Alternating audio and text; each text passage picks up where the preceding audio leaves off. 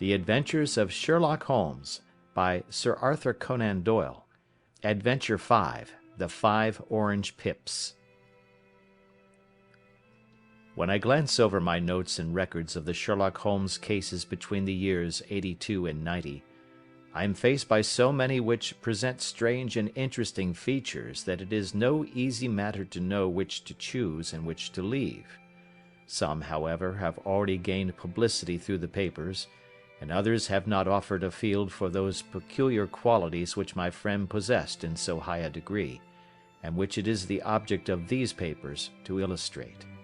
Some, too, have baffled his analytical skill, and would be, as narratives, beginnings without an ending, while others have been but partially cleared up, and have their explanations founded rather upon conjecture and surmise than on the absolute logical proof which was so dear to him.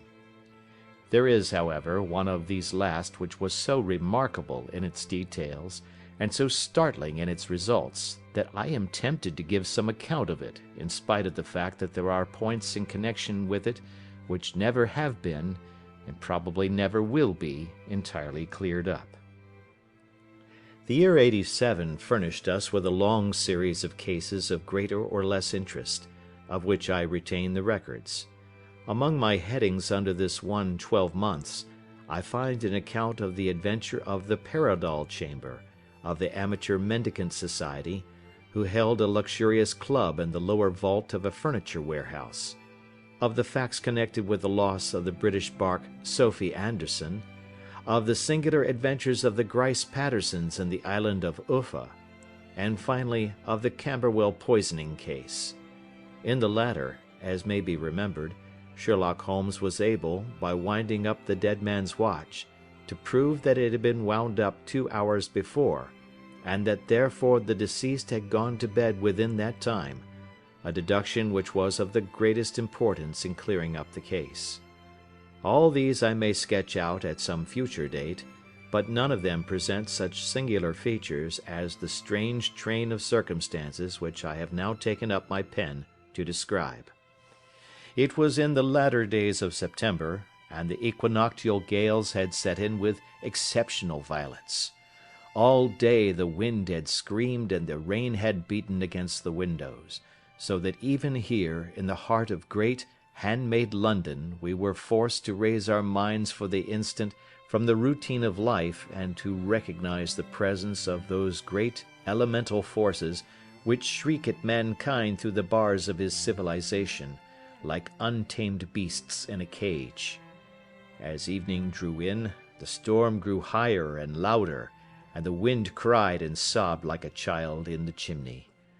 Sherlock Holmes sat moodily at one side of the fireplace, cross-indexing his records of crime, while I at the other was deep in one of Clark Russell's fine sea stories, until the howl of the gale from without seemed to blend with the text, and the splash of the rain to lengthen out into the long swash of the sea waves. My wife was on a visit to her mother's, and for a few days I was a dweller once more in my old quarters at Baker Street. "Why," said I, glancing up at my companion, "that was surely the bell. Who could come tonight? Some friend of yours, perhaps?" "Except yourself, I have none," he answered. "I do not encourage visitors." "A client, then?" "If so, it is a serious case. Nothing less would bring a man out on such a day and at such an hour. But I take it that it is more likely to be some crony of the landlady's." Sherlock Holmes was wrong in his conjecture, however, for there came a step in the passage and a tapping at the door. He stretched out his long arm to turn the lamp away from himself and towards the vacant chair upon which a newcomer must sit. "Come in," said he. The man who entered was young, some 22 at the outside, well groomed and trimly clad, with something of refinement and delicacy in his bearing. The streaming umbrella which he held in his hand, and his long shining waterproof, told of the fierce weather through which he had come. He looked about him anxiously in the glare of the lamp, and I could see that his face was pale and his eyes heavy, like those of a man who is weighed down with some great anxiety. "I owe you an apology," he said, raising his golden pince-nez to his eyes. "I trust that I am not intruding. I fear that I have brought some traces of the storm and rain into your snug chamber." "Give me your coat and umbrella," said Holmes. "They may rest here on the hook, and will be dry presently. You have come up from the southwest, I see." "Yes, from Horsham." "That clay and chalk mixture which I see upon your toe-caps is quite distinctive." "I have come for advice." "That is easily got." "And help."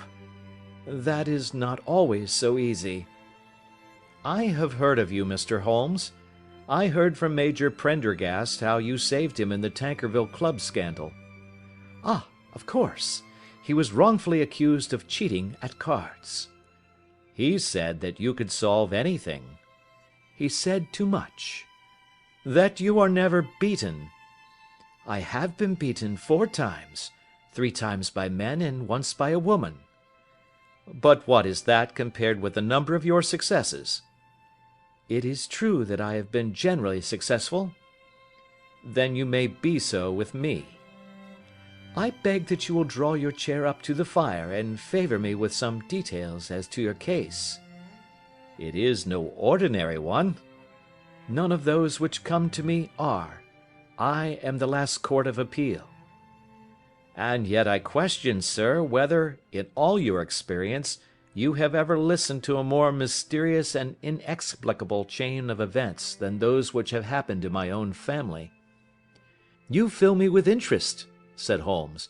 "Pray give us the essential facts from the commencement, and I can afterwards question you as to those details which seem to me to be most important." The young man pulled his chair up and pushed his wet feet out towards the blaze. "My name," said he, "is John Openshaw, but my own affairs have, as far as I can understand, little to do with this awful business. It is a hereditary matter, so in order to give you an idea of the facts I must go back to the commencement of the affair. You must know that my grandfather had 2 sons, my uncle Elias and my father Joseph. My father had a small factory at Coventry, which he enlarged at the time of the invention of bicycling. He was a patentee of the Openshaw unbreakable tire, and his business met with such success that he was able to sell it and to retire upon a handsome competence. My uncle Elias emigrated to America when he was a young man, and became a planter in Florida, where he was reported to have done very well. At the time of the war he fought in Jackson's army, and afterwards under Hood, where he rose to be a colonel. When Lee laid down his arms, my uncle returned to his plantation, where he remained for 3 or 4 years. About 1869 or 1870, he came back to Europe and took a small estate in Sussex, near Horsham. He had made a very considerable fortune in the States, and his reason for leaving them was his aversion to the negroes, and his dislike of the Republican policy in extending the franchise to them. He was a singular man, fierce and quick-tempered, very foul-mouthed when he was angry, and of a most retiring disposition. During all the years that he lived at Horsham, I doubt if ever he set foot in the town.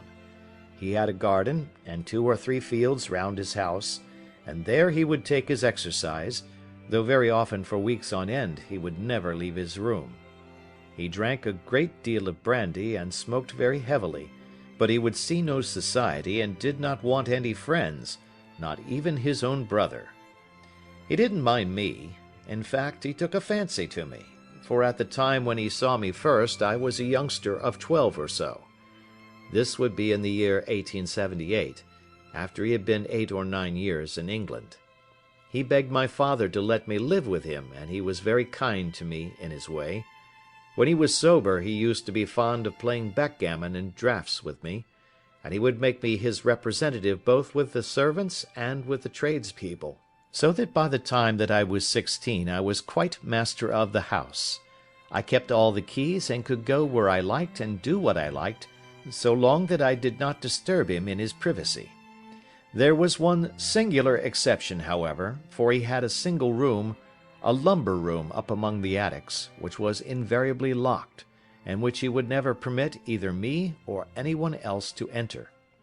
With a boy's curiosity, I have peeped through the keyhole, but I was never able to see more than such a collection of old trunks and bundles as would be expected in such a room. One day, it was in March, 1883, a letter with a foreign stamp lay upon the table in front of the colonel's plate. It was not a common thing for him to receive letters, for his bills were all paid in ready money, and he had no friends of any sort. "From India," said he, as he took it up. "Pondicherry postmark. What can this be?" Opening it hurriedly, out there jumped 5 little dried orange pips, which pattered down upon his plate. I began to laugh at this, but the laugh was struck from my lips at the sight of his face. His lip had fallen, his eyes were protruding, his skin the color of putty, and he glared at the envelope which he still held in his trembling hand. "K, K, K!" he shrieked, and then, my God, my sins have overtaken me." "What is it, uncle?" I cried. "Death," said he, and rising from the table he retired to his room, leaving me palpitating with horror. I took up the envelope and saw scrawled in red ink upon the inner flap, just above the gum, the letter K 3 times repeated. There was nothing else save the 5 dried pips. What could be the reason of his overpowering terror? I left the breakfast table, and as I ascended the stair I met him coming down with an old rusty key, which must have belonged to the attic, in one hand, and a small brass box, like a cash box, in the other. "They may do what they like, but I'll checkmate them still," said he with an oath. "Tell Mary that I shall want a fire in my room today, and send down to Fordham the Horsham lawyer." I did as he ordered, and when the lawyer arrived I was asked to step up to the room. The fire was burning brightly, and in the grate there was a mass of black fluffy ashes as of burned paper, while the brass box stood open and empty beside it. As I glanced at the box I noticed, with a start, that upon the lid was printed the treble K which I had read in the morning upon the envelope. "I wish you, John," said my uncle, "to witness my will. I leave my estate, with all its advantages and all its disadvantages, to my brother, your father, whence it will, no doubt, descend to you. If you can enjoy it in peace, well and good. If you find you cannot, take my advice, my boy, and leave it to your deadliest enemy. I am sorry to give you such a 2-edged thing, but I can't say what turn things are going to take. Kindly sign the paper where Mr. Fordham shows you." I signed the paper as directed, and the lawyer took it away with him. The singular incident made, as you may think, the deepest impression upon me, and I pondered over it and turned it every way in my mind without being able to make anything of it. Yet I could not shake off the vague feeling of dread which it left behind, though the sensation grew less keen as the weeks passed and nothing happened to disturb the usual routine of our lives. I could see a change in my uncle, however. He drank more than ever, and he was less inclined for any sort of society. Most of his time he would spend in his room, with the door locked upon the inside, but sometimes he would emerge in a sort of drunken frenzy, and would burst out of the house and tear about the garden with a revolver in his hand, screaming out that he was afraid of no man, and that he was not to be cooped up, like a sheep in a pen, by man or devil. When these hot fits were over, however, he would rush tumultuously in at the door and lock and bar it behind him, like a man who can brazen it out no longer against the terror which lies at the roots of his soul. At such times I have seen his face, even on a cold day, glisten with moisture, as though it were new raised from a basin. Well, to come to an end of the matter, Mr. Holmes, and not to abuse your patience, there came a night when he made one of those drunken sallies from which he never came back. We found him, when we went to search for him, face downward in a little green-scummed pool, which lay at the foot of the garden. There was no sign of any violence, and the water was but 2 feet deep, so that the jury, having regard to his known eccentricity, brought in a verdict of suicide. But I, who knew how he winced from the very thought of death, had much ado to persuade myself that he had gone out of his way to meet it.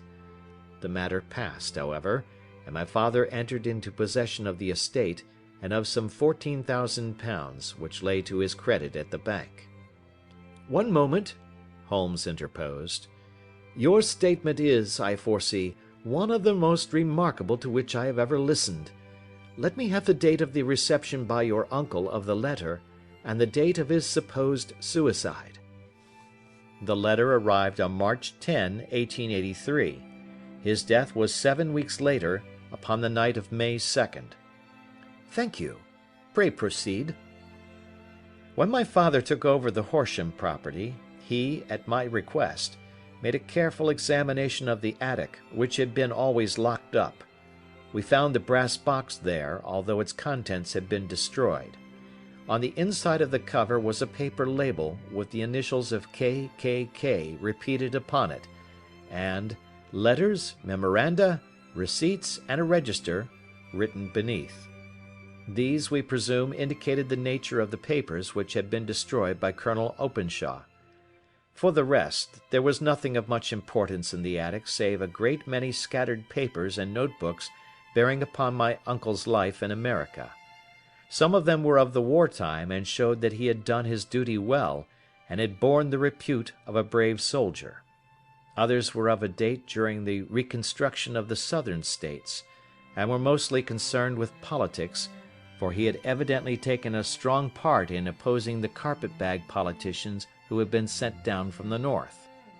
Well, it was at the beginning of '84 when my father came to live at Horsham, and all went as well as possible with us until the January of '85. On the 4th day after the New Year, I heard my father give a sharp cry of surprise as we sat together at the breakfast table. There he was, sitting with a newly opened envelope in one hand, and 5 dried orange pips in the outstretched palm of the other one. He had always laughed at what he called my cock and bull story about the colonel, but he looked very scared and puzzled now that the same thing had come upon himself. "Why, what on earth does this mean, John?" he stammered. My heart had turned to lead. "It is KKK," said I. He looked inside the envelope. "So it is," he cried. "Here are the very letters. But what is this written above them?" "Put the papers on the sundial," I read, peeping over his shoulder. "What papers? What sundial?" he asked. "The sundial in the garden, there is no other," said I, "but the papers must be those that are destroyed." "Pooh!" said he, gripping hard at his courage. "We are in a civilized land here, and we can't have tomfoolery of this kind. Where does the thing come from?" "From Dundee," I answered, glancing at the postmark. "Some preposterous practical joke," said he. "What have I to do with sundials and papers? I shall take no notice of such nonsense." "I should certainly speak to the police," I said. "And to be laughed at for my pains. Nothing of the sort." "Then let me do so?" "No, I forbid you. I won't have a fuss made about such nonsense."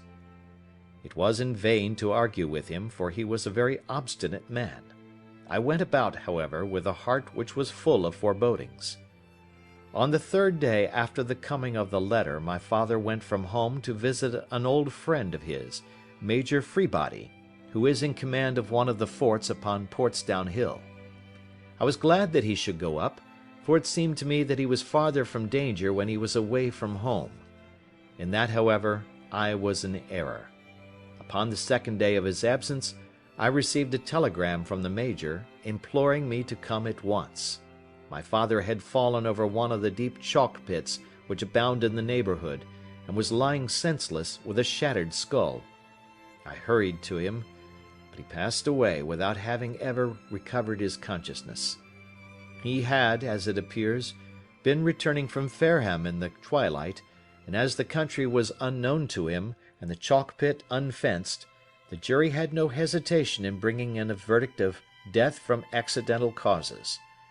Carefully as I examined every fact connected with his death, I was unable to find anything which could suggest the idea of murder.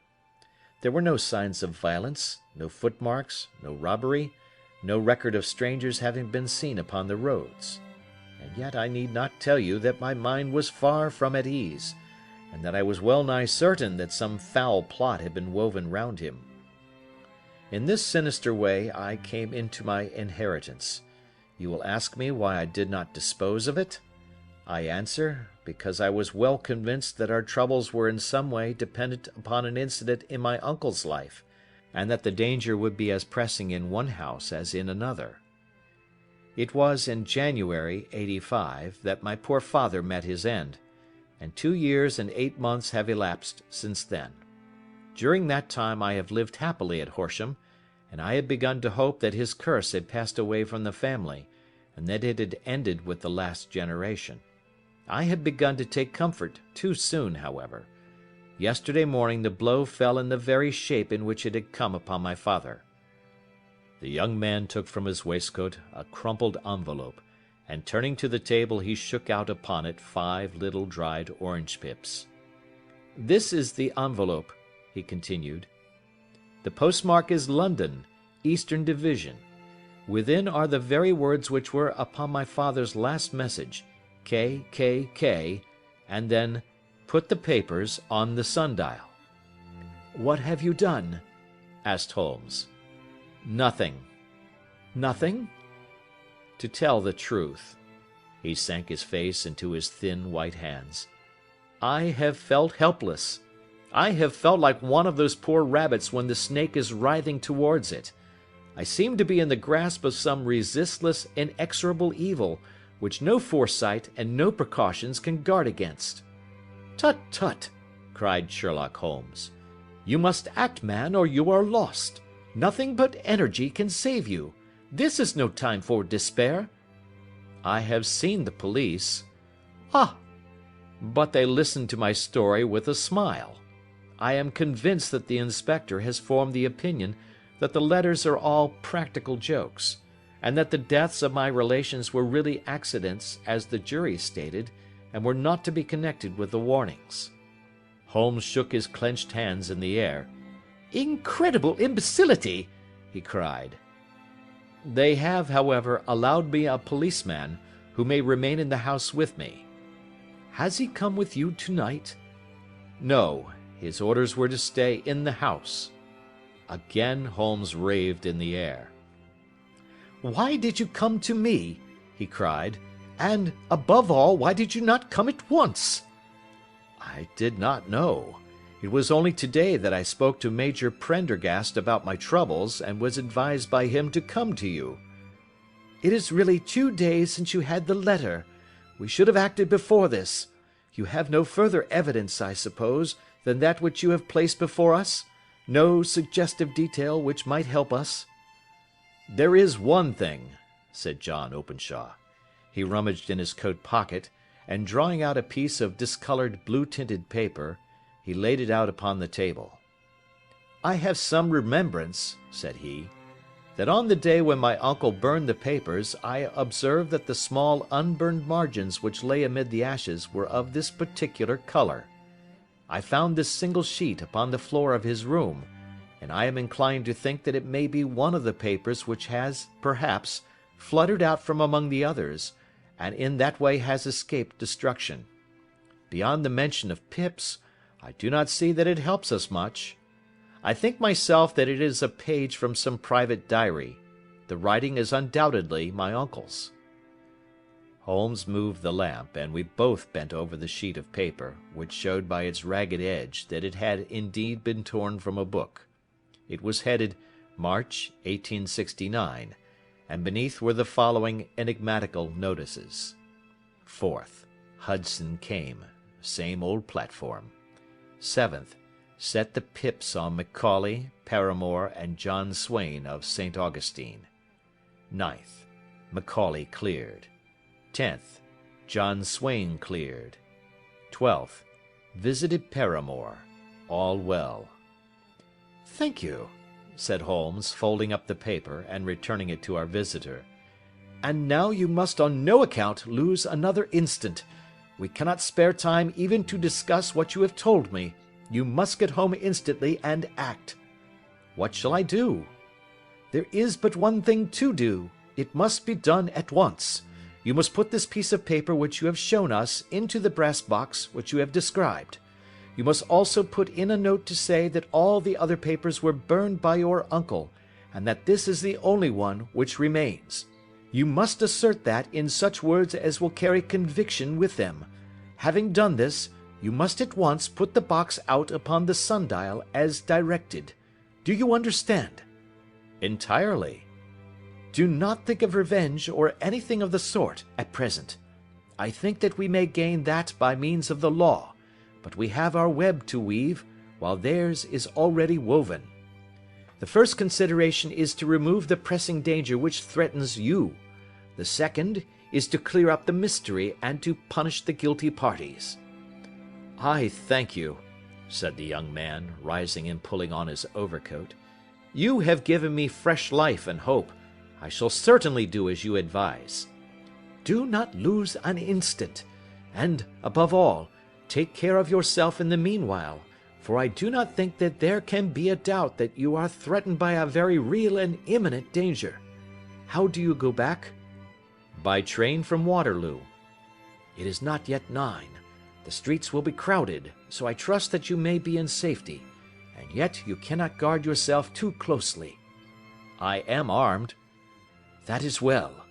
Tomorrow I shall set to work upon your case." "I shall see you at Horsham, then?" "No, your secret lies in London. It is there that I shall seek it." "Then I shall call upon you in a day, or in 2 days, with news as to the box and the papers. I shall take your advice in every particular." He shook hands with us and took his leave. Outside the wind still screamed and the rain splashed and pattered against the windows. This strange, wild story seemed to have come to us from amid the mad elements, blown in upon us like a sheet of seaweed in a gale, and now to have been reabsorbed by them once more. Sherlock Holmes sat for some time in silence, with his head sunk forward and his eyes bent upon the red glow of the fire. Then he lit his pipe, and leaning back in his chair he watched the blue smoke rings as they chased each other up to the ceiling. "I think, Watson," he remarked at last, "that of all our cases we have had none more fantastic than this." "Save, perhaps, the sign of 4. "Well, yes, save, perhaps, that. And yet this John Openshaw seems to me to be walking amid even greater perils than did the Sholtos." "But have you," I asked, "formed any definite conception as to what these perils are?" "There can be no question as to their nature," he answered. "Then what are they? Who is this K., and why does he pursue this unhappy family?" Sherlock Holmes closed his eyes and placed his elbows upon the arms of his chair, with his fingertips together. "The ideal reasoner," he remarked, "would, when he had once been shown a single fact in all its bearings, deduce from it not only all the chain of events which led up to it, but also all the results which would follow from it. As Cuvier could correctly describe a whole animal by the contemplation of a single bone, so the observer who has thoroughly understood one link in a series of incidents should be able to accurately state all the other ones, both before and after. We have not yet grasped the results which the reason alone can attain to. Problems may be solved in the study which have baffled all those who have sought a solution by the aid of their senses. To carry the art, however, to its highest pitch, it is necessary that the reasoner should be able to utilize all the facts which have come to his knowledge. And this in itself implies, as you will readily see, a possession of all knowledge, which, even in these days of free education and encyclopedias, is a somewhat rare accomplishment. It is not so impossible, however, that a man should possess all knowledge which is likely to be useful to him in his work, and this I have endeavored in my case to do. If I remember rightly, you on one occasion, in the early days of our friendship, defined my limits in a very precise fashion." "Yes," I answered, laughing. "It was a singular document. Philosophy, astronomy, and politics were marked at 0, I remember. Botany variable, geology profound as regards the mud stains from any region within 50 miles of town, chemistry eccentric, anatomy unsystematic, sensational literature and crime records unique, violin player, boxer, swordsman, lawyer, and self-poisoner by cocaine and tobacco. Those, I think, were the main points of my analysis." Holmes grinned at the last item. "Well," he said, "I say now, as I said then, that a man should keep his little brain attic stocked with all the furniture that he is likely to use, and the rest he can put away in the lumber room of his library, where he can get it if he wants it. Now, for such a case as the one which has been submitted to us tonight, we need certainly to muster all our resources. Kindly hand me down the letter K of the American Encyclopedia which stands upon the shelf beside you. Thank you. Now let us consider the situation, and see what may be deduced from it. In the first place, we may start with a strong presumption that Colonel Openshaw had some very strong reason for leaving America. Men at his time of life do not change all their habits and exchange willingly the charming climate of Florida for the lonely life of an English provincial town. His extreme love of solitude in England suggests the idea that he was in fear of someone or something, so we may assume as a working hypothesis that it was fear of someone or something which drove him from America. As to what it was he feared, we can only deduce that by considering the formidable letters which were received by himself and his successors. Did you remark the postmarks of these letters? The first was from Pondicherry, the second from Dundee, and the third from London.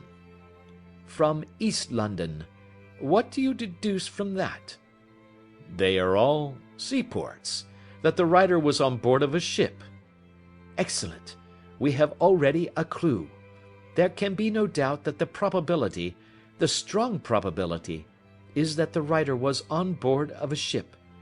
And now let us consider another point. In the case of Pondicherry, 7 weeks elapsed between the threat and its fulfilment. In Dundee it was only some 3 or 4 days. Does that suggest anything? A greater distance to travel. But the letter had also a greater distance to come.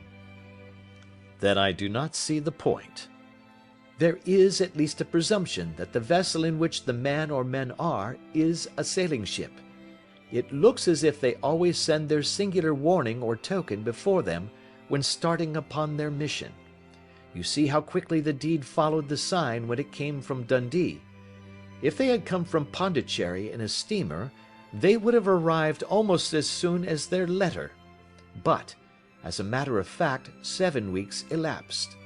I think that those 7 weeks represented the difference between the mail boat which brought the letter and the sailing vessel which brought the writer. It is possible. More than that, it is probable.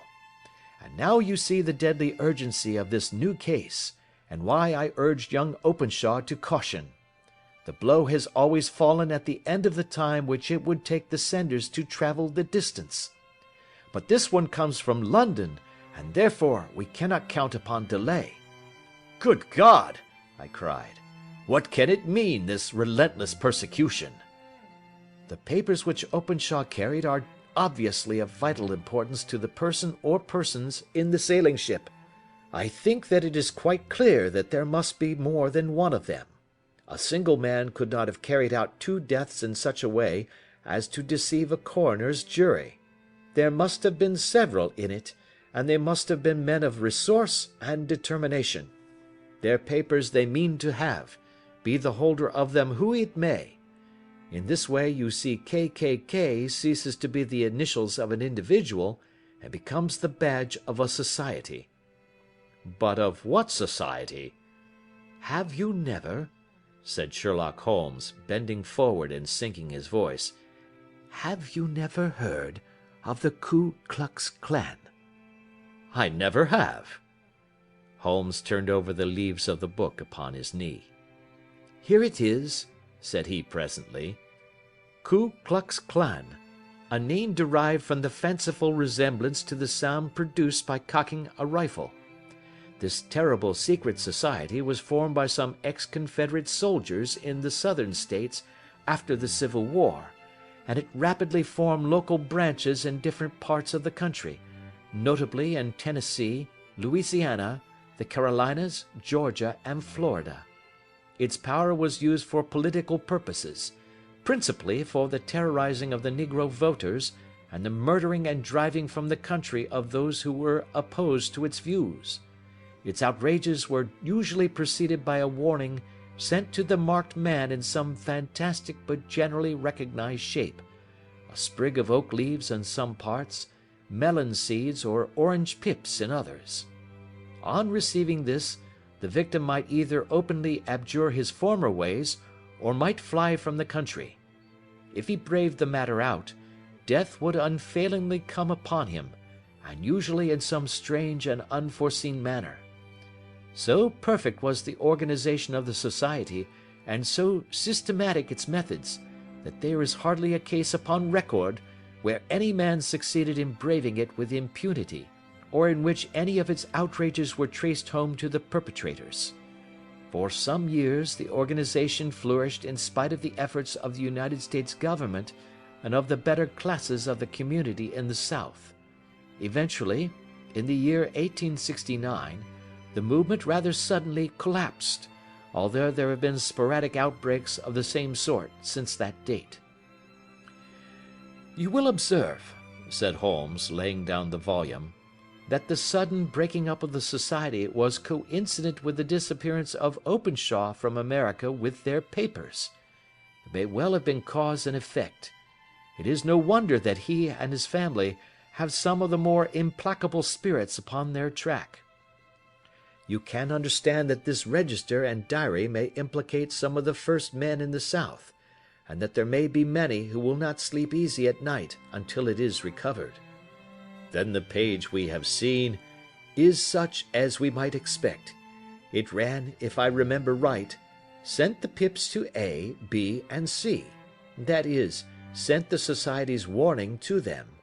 Then there are successive entries that A and B cleared, or left the country, and finally that C was visited, with, I fear, a sinister result for C. Well, I think, Doctor, that we may let some light into this dark place, and I believe that the only chance young Openshaw has in the meantime is to do what I have told him. There is nothing more to be said or to be done tonight, so hand me over my violin, and let us try to forget for half an hour the miserable weather and the still more miserable ways of our fellow men." It had cleared in the morning, and the sun was shining with a subdued brightness through the dim veil which hangs over the great city. Sherlock Holmes was already at breakfast when I came down. "You will excuse me for not waiting for you," said he. "I have, I foresee, a very busy day before me in looking into this case of young Openshaw's." "What steps will you take?" I asked. "It will very much depend upon the results of my first inquiries. I may have to go down to Horsham after all." "You will not go there first?" "No, I shall commence with the city. Just ring the bell and the maid will bring up your coffee." As I waited, I lifted the unopened newspaper from the table and glanced my eye over it. It rested upon a heading which sent a chill to my heart. "Holmes!" I cried. "You are too late." "Ah," said he, laying down his cup. "I feared as much. How was it done?" He spoke calmly, but I could see that he was deeply moved. My eye caught the name of Openshaw and the heading "Tragedy near Waterloo Bridge." Here is the account. Between 9 and 10 last night, Police Constable Cook, of the H Division, on duty near Waterloo Bridge, heard a cry for help and a splash in the water. The night, however, was extremely dark and stormy, so that, in spite of the help of several passers-by, it was quite impossible to effect a rescue. The alarm, however, was given, and by the aid of the water police the body was eventually recovered. It proved to be that of a young gentleman whose name, as it appears from an envelope which was found in his pocket, was John Openshaw, and whose residence is near Horsham. It is conjectured that he may have been hurrying down to catch the last train from Waterloo Station, and that in his haste and the extreme darkness he missed his path and walked over the edge of one of the small landing places for river steamboats. The body exhibited no traces of violence, and there can be no doubt that the deceased had been the victim of an unfortunate accident, which should have the effect of calling the attention of the authorities to the condition of the riverside landing stages. We sat in silence for some minutes, Holmes more depressed and shaken than I had ever seen him. "That hurts my pride, Watson," he said at last. "It is a petty feeling, no doubt, but it hurts my pride. It becomes a personal matter with me now, and if God sends me health, I shall set my hand upon this gang. That he should come to me for help, and that I should send him away to his death—" He sprang from his chair and paced about the room in uncontrollable agitation, with a flush upon his sallow cheeks and a nervous clasping and unclasping of his long, thin hands. "They must be cunning devils," he exclaimed at last. "How could they have decoyed him down there? The embankment is not on the direct line to the station. The bridge, no doubt, was too crowded, even on such a night, for their purpose. Well, Watson, we shall see who will win in the long run. I am going out now." "To the police?"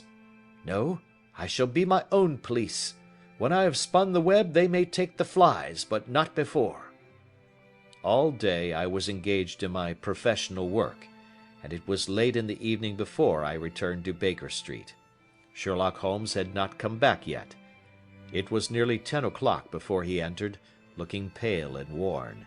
He walked up to the sideboard, and tearing a piece from the loaf he devoured it voraciously, washing it down with a long draught of water. "You are hungry," I remarked. "Starving. It had escaped my memory. I have had nothing since breakfast." "Nothing?" "Not a bite. I had no time to think of it." "And how have you succeeded?" "Well." "You have a clue?" "I have them in the hollow of my hand. Young Openshaw shall not long remain unavenged. Why, Watson, let us put their own devilish trademark upon them. It is well thought of." "What do you mean?" He took an orange from the cupboard, and tearing it to pieces he squeezed out the pips upon the table. Of these he took 5 and thrust them into an envelope. On the inside of the flap he wrote S.H. for J.O. Then he sealed it and addressed it to Captain James Calhoun, Bark Lone Star, Savannah, Georgia. "This will await him when he enters port," said he, chuckling. "It may give him a sleepless night. He will find it as sure a precursor of his fate as Openshaw did before him." "And who is this Captain Calhoun?" "The leader of the gang. I shall have the others, but he first." "How did you trace it, then?"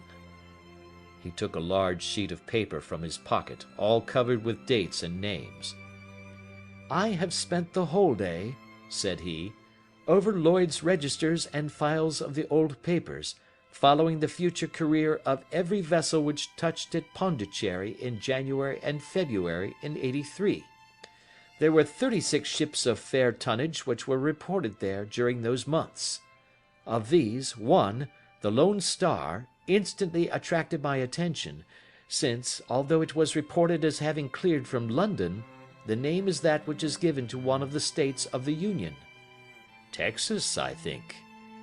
"I was not and am not sure which, but I knew that the ship must have an American origin." "What then?" "I searched the Dundee records, and when I found that the bark Lone Star was there in January '85, my suspicion became a certainty. I then inquired as to the vessels which lay at present in the port of London." "Yes?" "The Lone Star had arrived here last week. I went down to the Albert Dock, and found that she had been taken down the river by the early tide this morning, homeward bound to Savannah. I wired to Gravesend, and learned that she had passed some time ago, and as the wind is easterly, I have no doubt that she is now past the Goodwins and not very far from the Isle of Wight." "What will you do, then?" "Oh, I have my hand upon him. He and the 2 mates are, as I learn, the only native-born Americans in the ship. The others are Finns and Germans. I know also that they were all 3 away from the ship last night. I had it from the stevedore who has been loading their cargo. By the time that their sailing ship reaches Savannah, the mail boat will have carried this letter, and the cable will have informed the police of Savannah that these 3 gentlemen are badly wanted here upon a charge of murder." There is ever a flaw, however, in the best laid of human plans, and the murderers of John Openshaw were never to receive the orange pips which would show them that another, as cunning and as resolute as themselves, was upon their track. Very long and very severe were the equinoctial gales that year. We waited long for news of the Lone Star of Savannah, but none ever reached us. We did at last hear that somewhere, far out in the Atlantic, a shattered sternpost of a boat was seen swinging in the trough of a wave, with the letters L.S. carved upon it, and that is all which we shall ever know of the fate of the Lone Star. End of Adventure 5.